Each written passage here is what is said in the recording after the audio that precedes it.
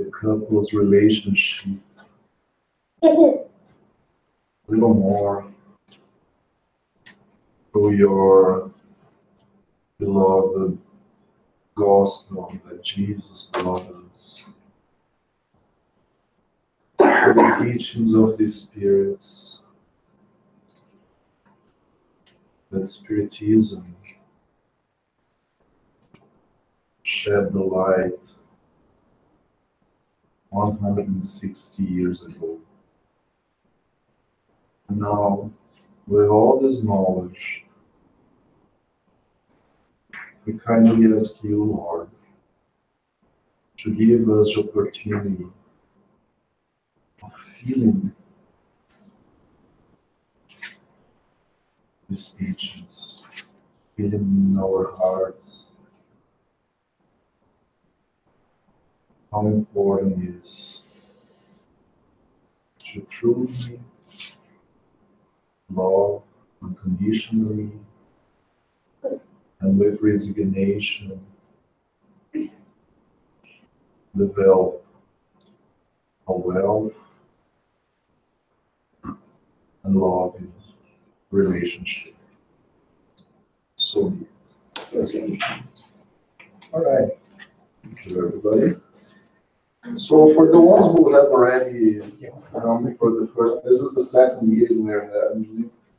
And the first one, I will go through some review. So for the ones who are for the first time, will kind of understand what we talked in the first meeting. And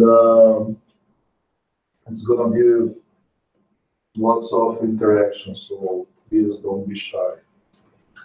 Oops. I read the risk in there, eu acho que tá lá no computador mesmo, na parte da frente. Let's make things easier.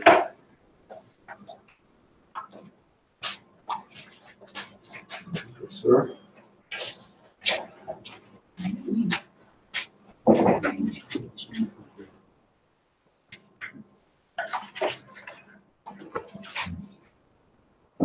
Okay.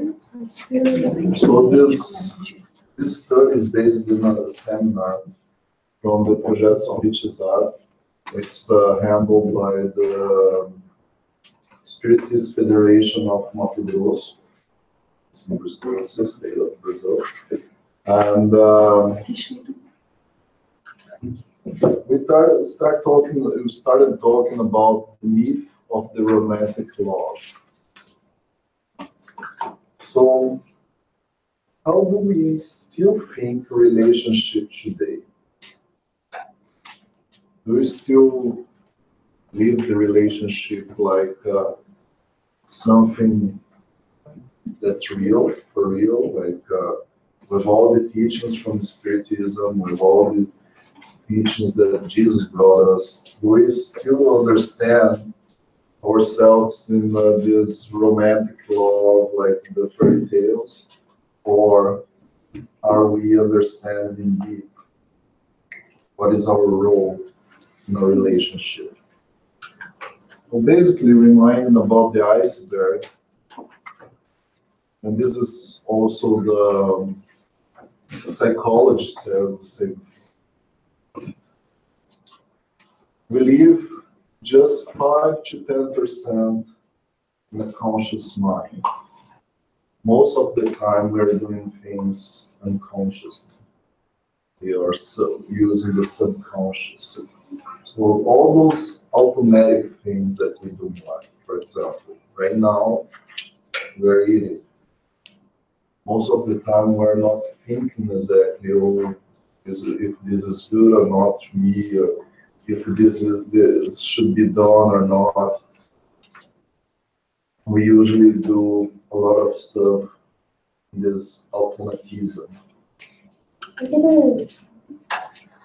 So the lack of maturity and consciousness leads people to seek happiness in relationships. But in a myth of the ideal relationship. And then where this comes from, this ideal relationship. And we live happily ever after. From Disney. It's all Disney's fault. Disney. I guess it was there before Disney. Yeah. As well. Actually, Disney just took the ideas from other Yeah, countries. but that's the thing. Disney romanticized it because my grandma, no, my TCC for my degree was actually based on fairy tales. And the original fairy tales, the ending is completely different because they are actually tales of caution. So the Little Mermaid actually dies in the end. So Disney romanticized, but the fairy tales are like tales of caution for people like don't do it or this is the consequence. But Disney romanticized and changed all the endings. I don't know, I remember Cinderella ends with a happy end. Yes, there are. Cinderella, Snow White.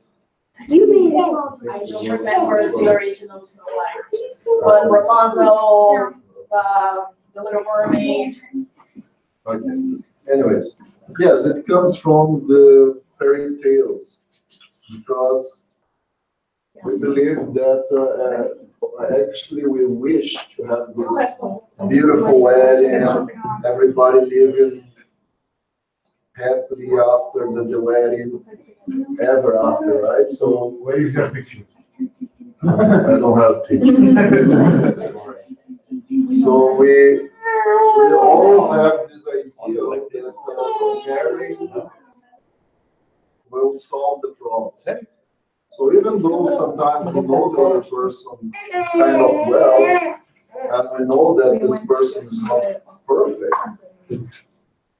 we will make it perfect after the wedding. Or we'll make this relation perfect after the wedding. I will fix the person. Yeah, fix. I will fix the issues of the personality or the way you do. But what is happening here? From the fairy tales, the girls are looking for a frog that will become what? After a beautiful kiss, it will become the enchanted prince. And the ladies, on the other hand, the men are find out that there is a witch. And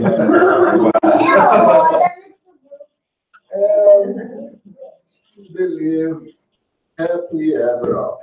That's what we all think about. Mainly conditioned by the fairy tales or Disney ones or whatever we get our these ideas. But real life is different. Married, maturity comes, and we figure out that the guy was really a frog and the girl was a witch. Unfortunately, most people end up saying that, my wife is a witch. That witch, the guy is one who's talking with his friends and all. That witch doesn't give me my space, or that guy is horrible. He's an ogre. I should have put a picture of an ogre here instead of Shrek. The witch is evil because she don't like it. Yeah, the witch is very evil, I know. The witch looks like an old woman. She is. So from where comes this fairy tale? We created the ideal spouse, but there is a real spouse. And we believe in this twin souls, the woman of my life, the man of my life. This is all an idealization created by a mindset, it happens in the potentialities. There is a potential. But can it be real? The idea only exists as a potential and an ideal to be realized. What is the problem with that?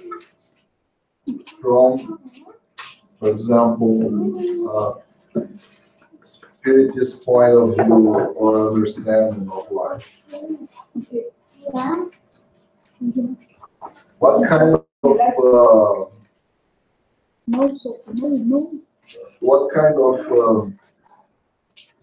world do we live? We live in a world of happiness. Is Earth a world of happiness? Not even close. Yeah, we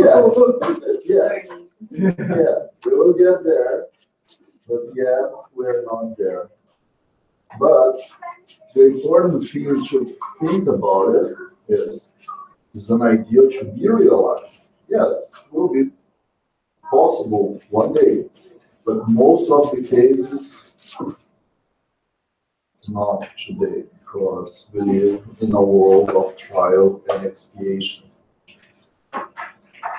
Unfortunately, we are here to figure out a way to be happy. And most of the time, our relationships are on duties to develop virtues that we don't have. And this idealization, most of the time, we believe that we are perfect. Most of the time, we think that I have all these virtues.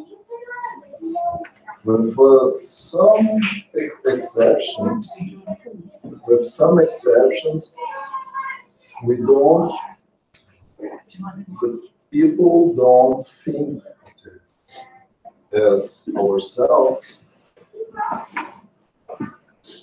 A person that's not ideal or genetic. They are ideal to everybody else. There are some exceptions because people who are in depression, very hard depression, sometimes they will see that they are the worst person in the world, which is not the case as well. But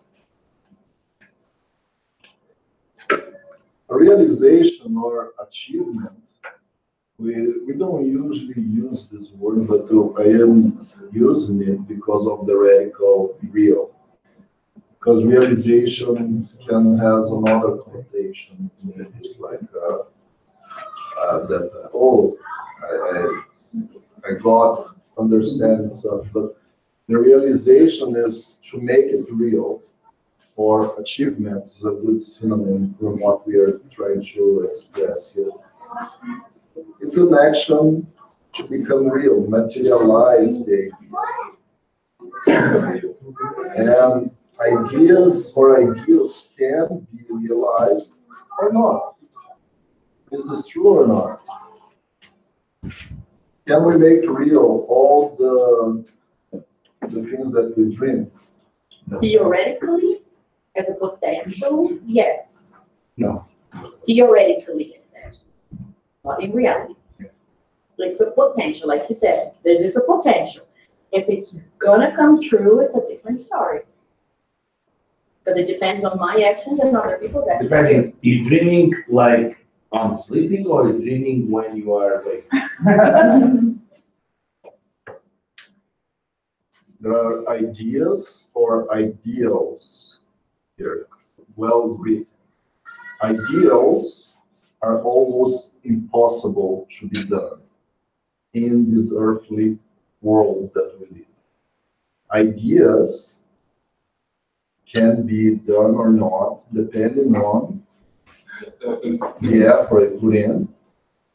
And if I'm gonna carry all the burden that will bring to me, because changing is not easy.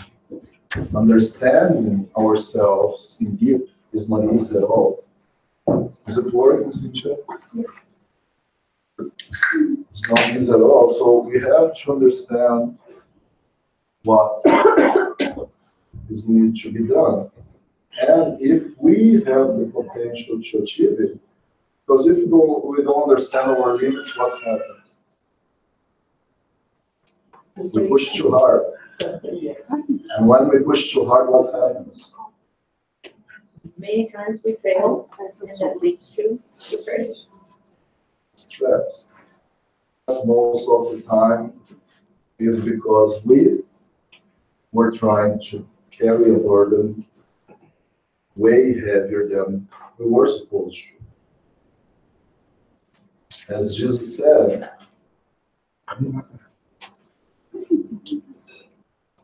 my Yoke is light, and my burden is easy. my yoke is light and my burden is easy.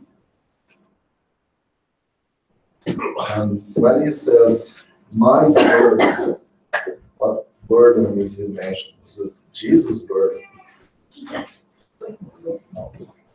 He's mentioning the divine law, because if we take the whole passage in Matthew that he mentioned this, he's basically talking about the law of love.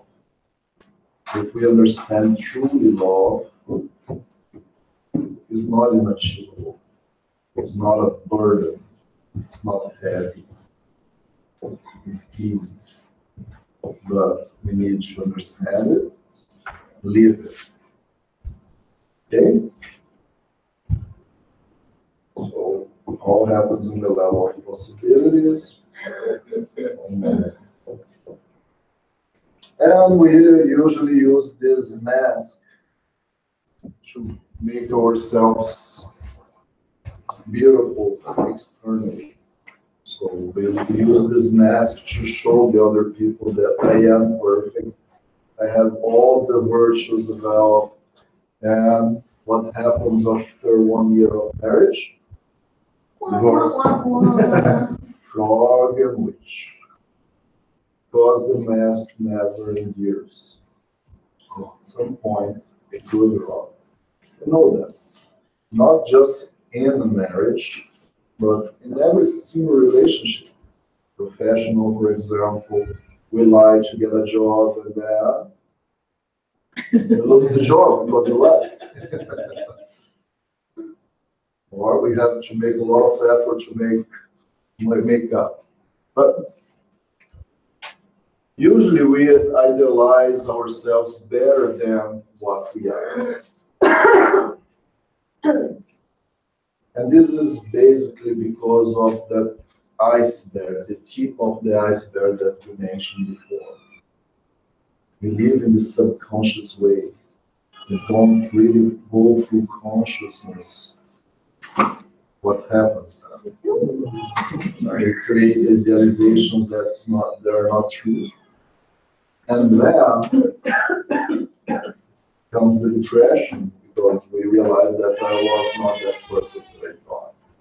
Or there are some people who live a whole life lying to even themselves that they are perfect.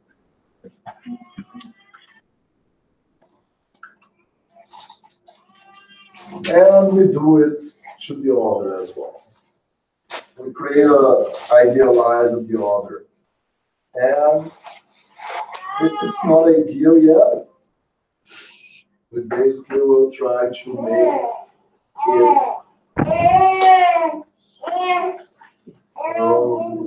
make it ideal. Trying to fix the other person, being very invasive to the person's limitation.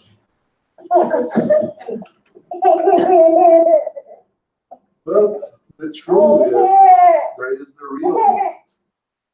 The real me has lots of limitations. The real me has potentialities, and all the possibilities. All should be developed.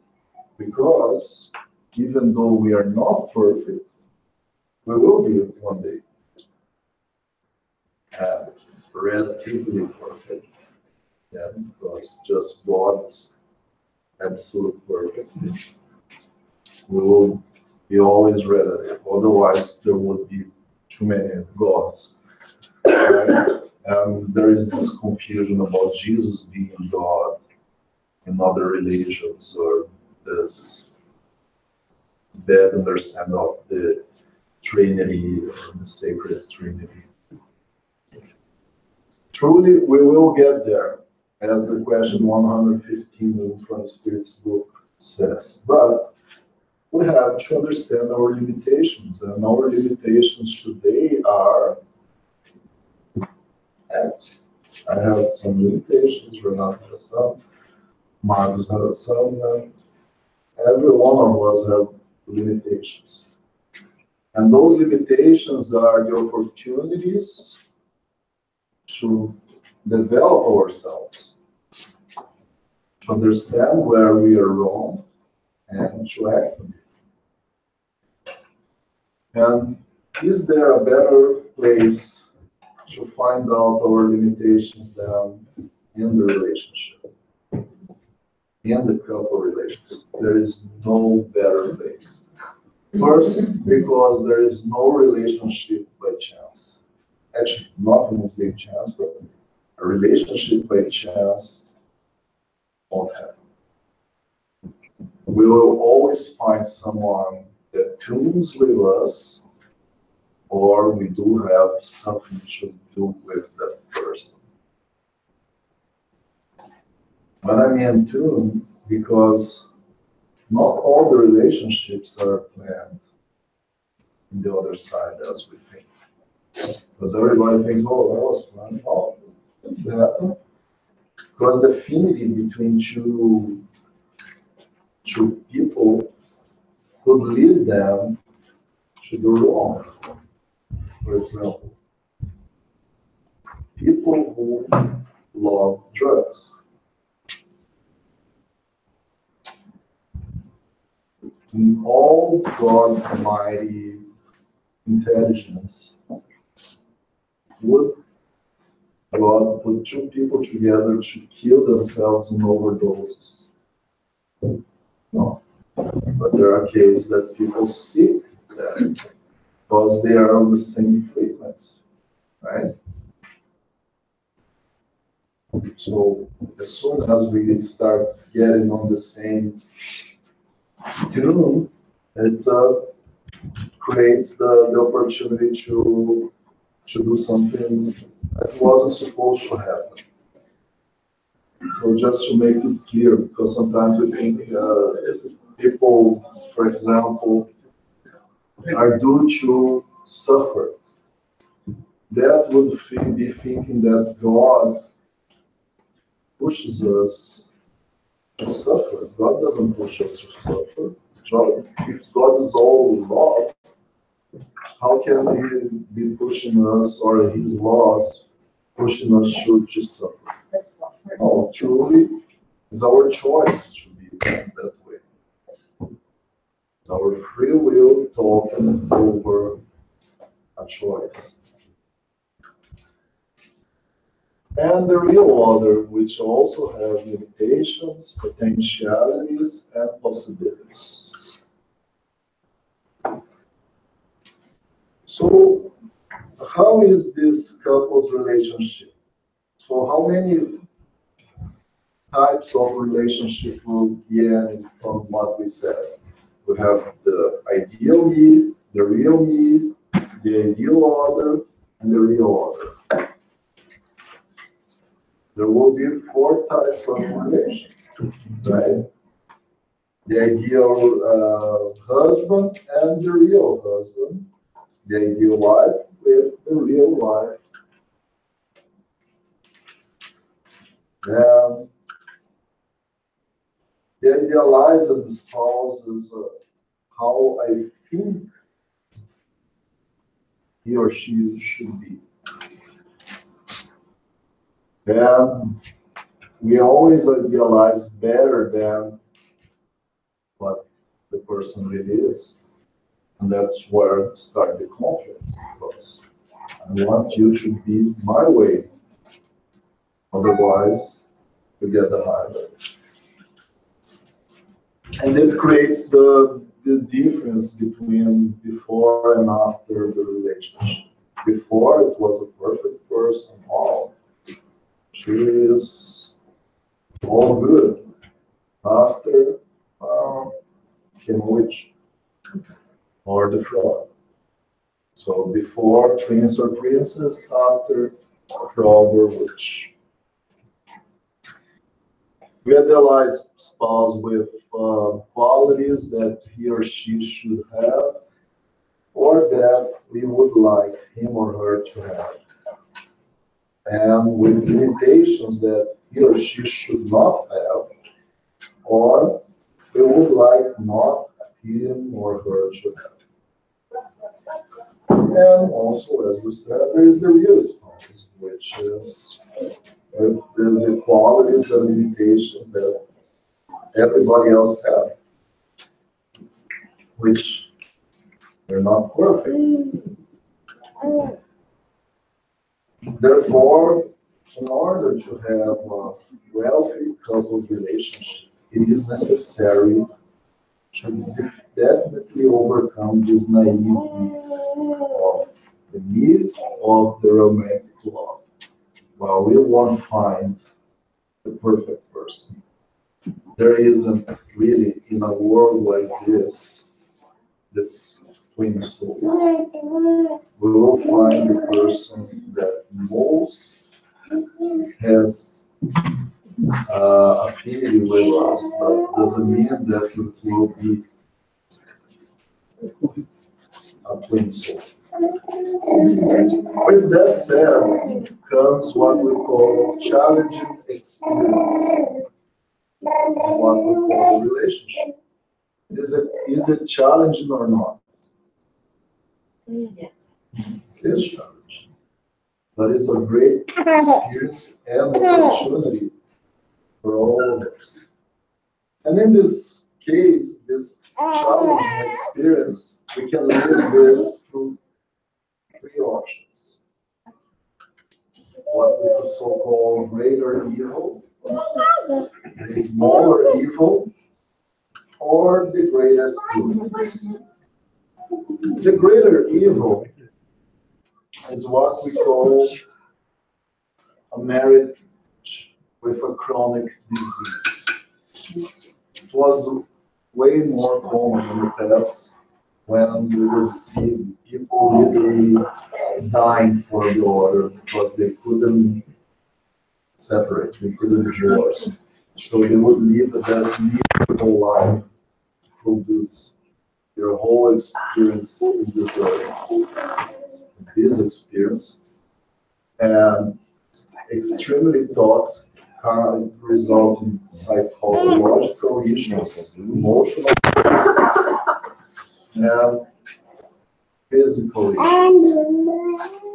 Yes, there are people who even develop some kind of sickness to die in this kind of marriage.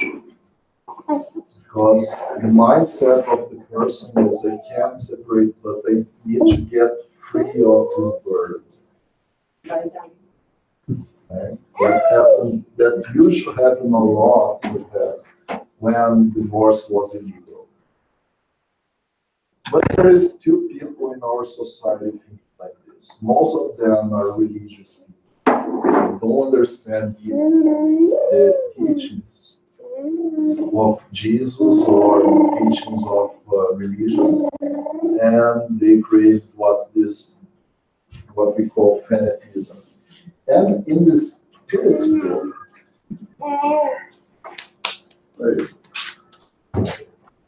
in the Spirit's book, there was a great revelation in 1857, which most of the countries around the world, divorce was illegal. When Kardec asked,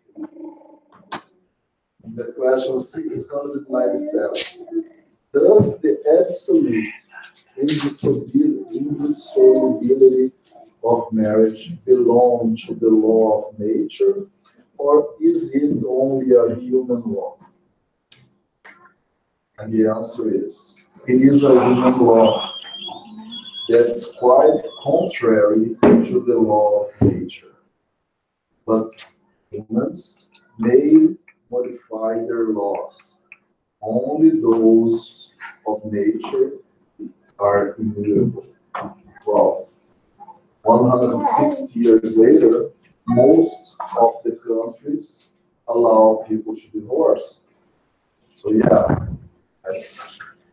it is important to understand that if a relationship is chronic disease, extremely toxic, the best way is to avoid the greater evil. But then comes the smaller evil, which is option 2, exactly, the separation of the separation immediately, or legalizing something that doesn't exist. There isn't a relationship. So it's finished.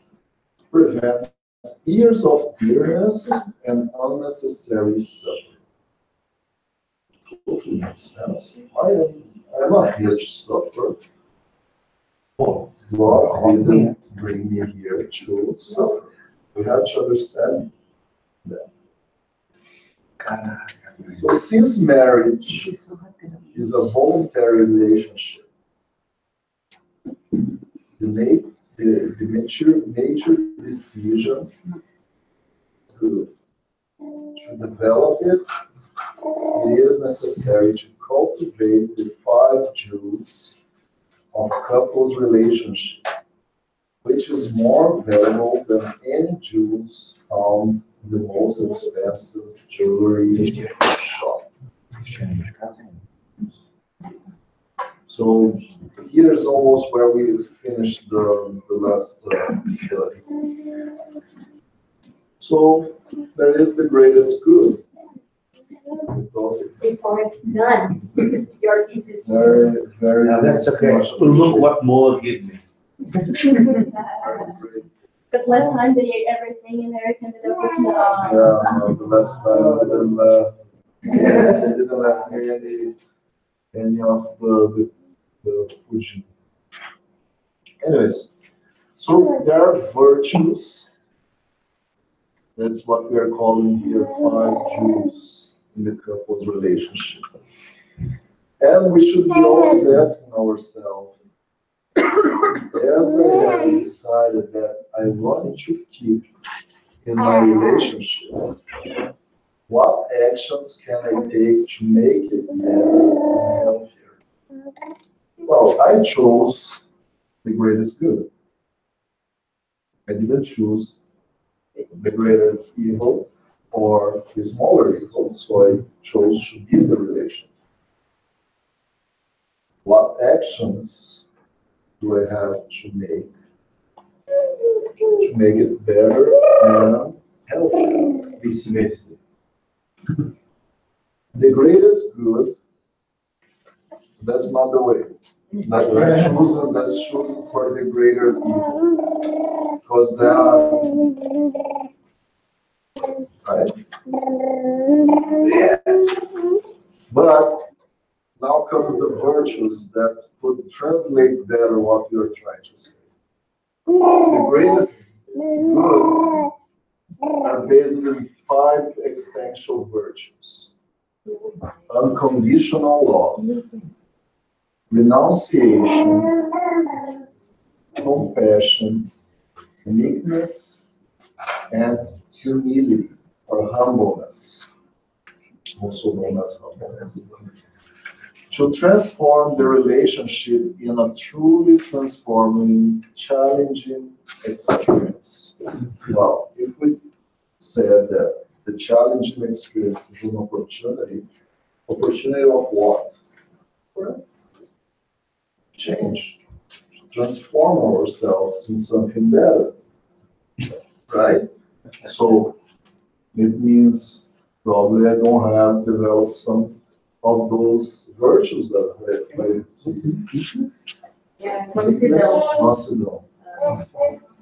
Is it conflict? Yeah, I was just thinking like, It should be very peaceful. yeah, sometimes it's confusing, it's a kind of confusing word, yeah. Yeah. It's kind of a double meaning to be weak sometimes, like the weak you protect the weak. In Portuguese as well, but Oh, it's really? used more in the biblical sense. Okay, In Yeah, Portuguese, it has a double meaning. okay. Yeah, but whenever we talk about virtue, virtue is not never something passive. So if it's something passive, it's the wrong interpretation that I'm getting from that, right? The right thing is, I'm being very peaceful with myself and the others. I don't search more, I don't more search fight against myself, against my limitations and the others' limitations. Basically, if we could translate a little bit what does virtue comes in here. It's just because peacefulness could bring also this passive idea that it's not the case. I don't have to agree, but I can still be at peace even when I disagree. I just don't need to seek a war or prove that I'm wrong, that the other person is wrong and I'm right, or impose my opinion. And that's what meekness is. Exactly what we're trying to say. Well, so let's start from, we do have another 4 meetings, 3 or 4, I have to double check. But we will talk about all these virtues in deep and trying to understand a little more those. Because just saying what are the virtues, okay, what I gotta do, right? So that's basically what we will be doing. So today we will be talking about unconditional love. Is the virtue resulting from the practice of the law of love, justice, and charity, fundamental to balance intra and interpersonal relationship? This is very important. What is the law of love, justice, and charity? Remember, Marcus? What is the law? What this law means to us? Is the main law, and it's basically the golden rule.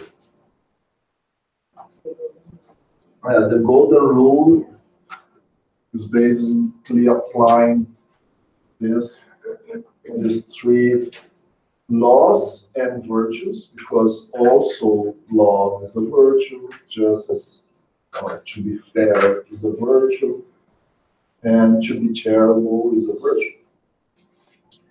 So whenever I understand in deep this, I am developing the unconditional love. What does it mean? This is a trinity, which love and charity are in the horizontal dimension. And the vertical dimension would be justice. Why is that? Whenever I truly understand the virtue of love, whenever I'm being a loving person, whenever I truly understand charity, and being a charitable person, the consequence of that will be, I will be a fair person. I won't misjudge my acts. I will be always just, right? Acting with justice. How can this be in a relationship? Everything. It's simple. Yeah, it's simple. No matter how change your wife is gonna be, like during pregnancy, after that, like being a little bit overweight, you always love her. Punch, 3, I think unconditional love is like when you are in love and you like you get married, usually you don't have problems and when you start the relationship. But the conditions change, like if you can lose a job, you have financial problems, you can have like accidents and healthy. So like you cannot, if you have a conditional love, you say, okay, this person, she's healthy, she's beautiful, she's young, we have money, so I love her. And the conditions change, so that's what is unconditional love. Like you never know like what kind of things life will do for you to they give situations that you need to learn and problems. So it's the challenges. You don't know if you have a kid with problem, like so this is unconditional. Like It's an interesting approach. Let's think about, in the beginning of a relationship, do we love the person truly? Is it love? you love the idea of Loving the idea, there is a word, Passion. passion. you know, And the problem with passion is It it is is. blind. It is blind. And it ends. and Yeah, sometime we will wake up, or the mask will fall down, right?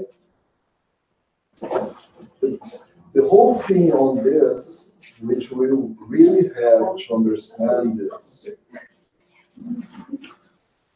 there is no perfect person. So even though I'm seeing a perfect person, that oops, there is something wrong because person is not perfect. See what I want to see. Passion I blinds want to us. see, yeah, exactly. So if I want to really understand love, I have to understand the virtue, I have to understand the law. When Jesus taught us, love your neighbor as yourself, this is a great approach to start understanding love. How can I love someone more than I love myself? Do I love myself? Do I have self-love? What is self-love? If I don't love myself, how can I love someone? How can I love God? Because there are a lot of people who love God a lot but hate other people. How can you hate people and love God? Doesn't make much sense. That's why Joana de Angelis brings us this beautiful reflection to invert the whole process and start understanding self-love first. Learn how to love yourself. Learn what is truly loving yourself. Then the consequence of that will be spreading love where you pass. So the other people will be contaminated by this love. And as soon as you love yourself and the people who surround you, you're loving God. Because you are God's creation and the other people or the nature, everything around you are God's creation. God doesn't need our love. It doesn't need us to put stickers in our car saying 100% Jesus or 100% God. It doesn't need that. What does he need? Us to love ourselves. Us to care what he had left us, which is his body, and what he has given us, which is the immortal spirit that we will have from the moment we were created to eternity. So, as soon as we understand this, we're starting to develop this better. Develop love. What is charity? Is charity given No, not really? Charity is giving money to the church. Was it like- No, that's what they call dismal. Is it giving alms to the poor? Is it giving what you have too much? Is it spending your whole life doing soup for poor people and not taking care of yourself or your family? Is this charity? No. Charity comes from the teaching of Jesus and our dear friend Marcus has reminded us when we talked about the main law. Was that little piece that you mentioned, the golden rule, is what explains charity. Do to others what you want to do to be done to you. That's the golden rule. So if I don't want to be treated this way, I want to treat other people this way. So imagine yourself, you are suffering there, and then someone passes and just throw a coin, and okay, that will help me occasionally, but in the long run, most likely it won't. So if the golden rule applies, you don't throw coin, you just throw $5, but that's what you want. Will this $5 fix your butt? Not fixed, but if every single one passes through me, instead of giving $1, give me 5, yes, it will help me. It will help in the material way. And then you die with all this $5. Oh, you realize that you don't bring it with you to the other side. And then you realize that I needed to develop virtues and people to help me develop these virtues, and I didn't. There is a passage in a book from Humberto de Campos, which there is this tale, which occasionally is true, it's not just a tale, but it's from the other side. When a benefactor of the spiritual world was visiting Umbral, for those who don't understand what Umbral, it's a dimension where suffering people, people who aren't more evolved, they are usually in these zones or dimensions of suffering. So this benefactor was there helping people in suffer, and then he met one of the main guys in charge of doing evil things there. Oh, I remember you when we were incarnated on earth. What happened? I was always trying to help you, giving you food and etc. And yeah, you were very nice to do this. I was having my $5 bills from you in food that he was getting, but it didn't help me to learn what was really essential. So the guy went to the other side and continued to be, because on the other side, we are just a projection what we are here. Don't think that we will disincarnate from here and we will be saints, angels. I will be better from what I am here because I want. Actually, our passions become even more clear on the other side because it's so easy to materialize these things, to get closer to what we want. For example, people in drugs, they connect easily to other people who are in drugs. Here, we can connect, but it takes more steps because we are in the material world. So I have to walk to that place. I have to find a way to get the drug. On the other side, no, I will just go through my thoughts. I will materialize it. That's why we say that the umbral is just a state of mind, it's a dimension of state of mind. Okay?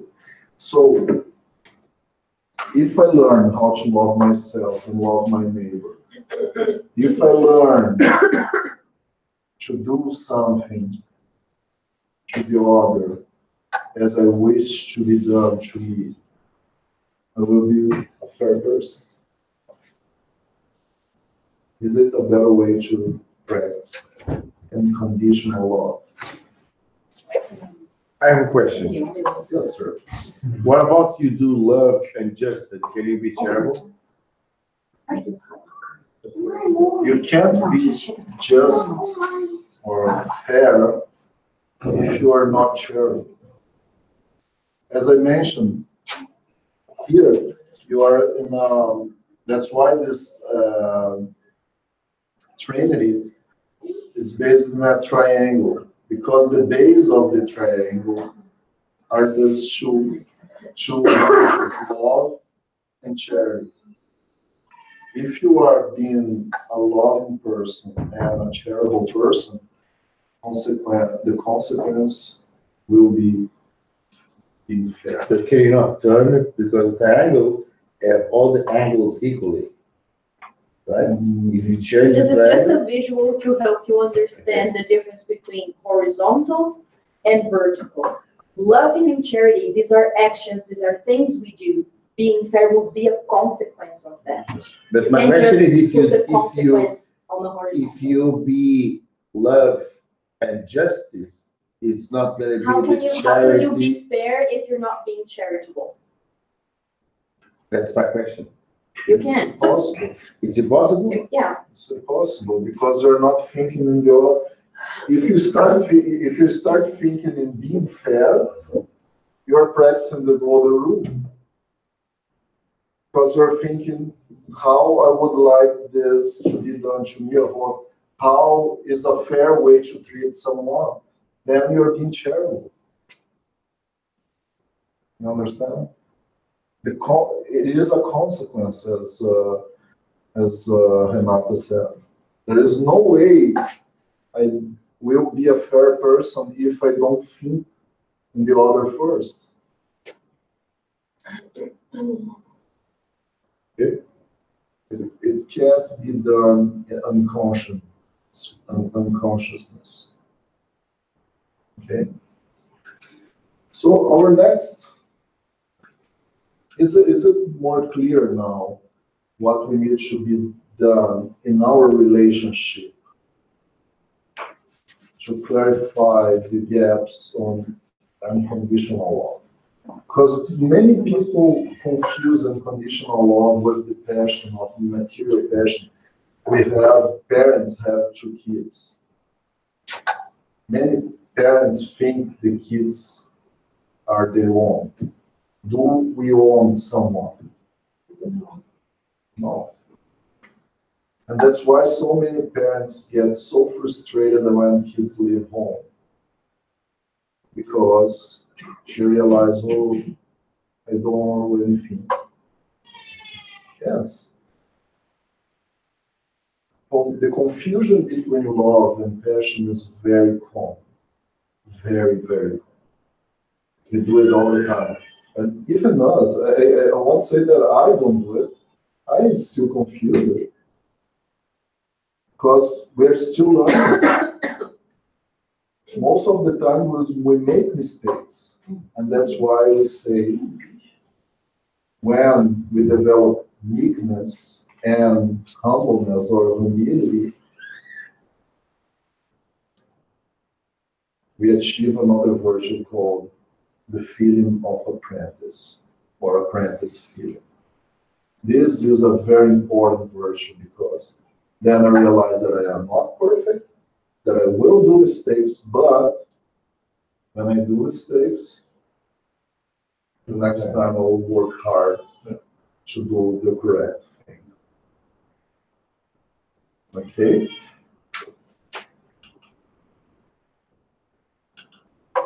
Okay, so the next one is resignation, or it was showed another way before. renunciation.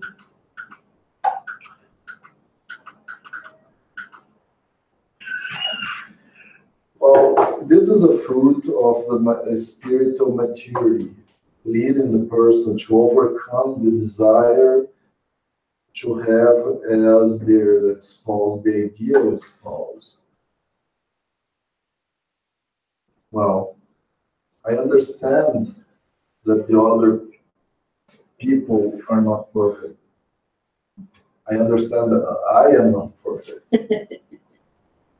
And then I will overcome this step.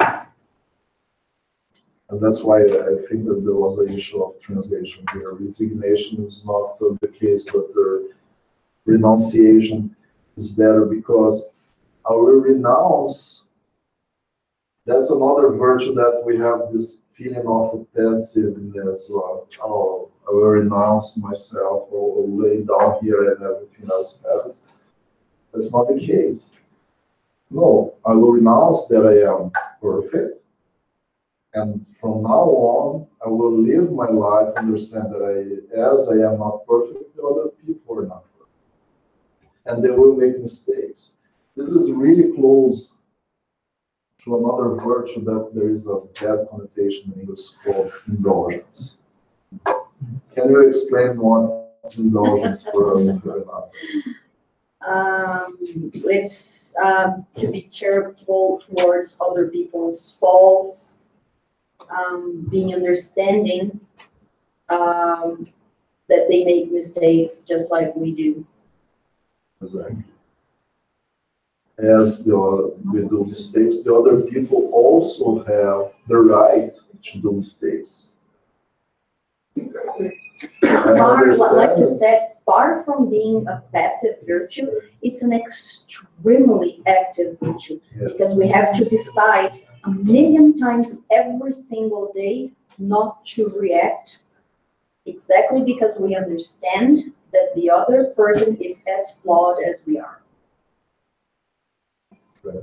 I think too, a lot of problems could be avoided if people communicate better. Because sometimes, like one person, like the husband and wife, can make something that bothers you, and you don't mention that. It's probably sometimes something very simple that the person. It's not something that's very deep in her that she would not change, but something like simple that you can avoid. So the lack of communication. This is perfect. But to understand that a good communication will happen when I decide not to choose the ideal other, but I will accept the other the way they are, then the communication will work. Otherwise, I will make a barrier in front of me. I don't care what you're saying or what you are. I want you to be the way I want, the way I idealize you. And this is the moment that we create a lot of issues. As well, we want to fix the other, but we say, I am what I am, I'm not going to change. If you married me like this, you accepted it. So we're going to change the other, but they have to love us as we are. Yes. And it is hard work. Like we have all the time challenges with a simple thing that we thought it was simple, and I say by myself, since she's not here, but for me it was so simple. For her, it wasn't that simple, and then gets me frustrated, and then because of my frustrations, get her frustrated, and it goes like a snowball. It happens with everybody. Everybody should say that, okay, Eric's in front of here, he doesn't do any mistake. No, that's communication is important, but we have to be open to listen to the person without judgment. Yeah. Like we have to be able to disagree without fighting. In respect. Yes. Yes. So that's there is when it comes renunciation, like okay, and it's exactly goes where Mr. Marcos Nogueira said before. Wow. I choose not to answer. For example, The person is reacting in a violent way. The person is reacting in an unrational way. Why I am pursuing to describe? Why I am keeping rolling the ball? Stop. I renounce this stupid conversation. It won't lead us to anywhere, and we will seek happiness, as he said. And this is an important point. But this doesn't mean that I have to make myself a carpet and the other person always clean the boots on me. That's not what they're saying. That is chosen for the greater evil. Because the other person doesn't have the right to do evil for us, as we don't have the right to do evil to other people. Okay. Well, it's 1 hour now, and I think we discussed a little bit about this.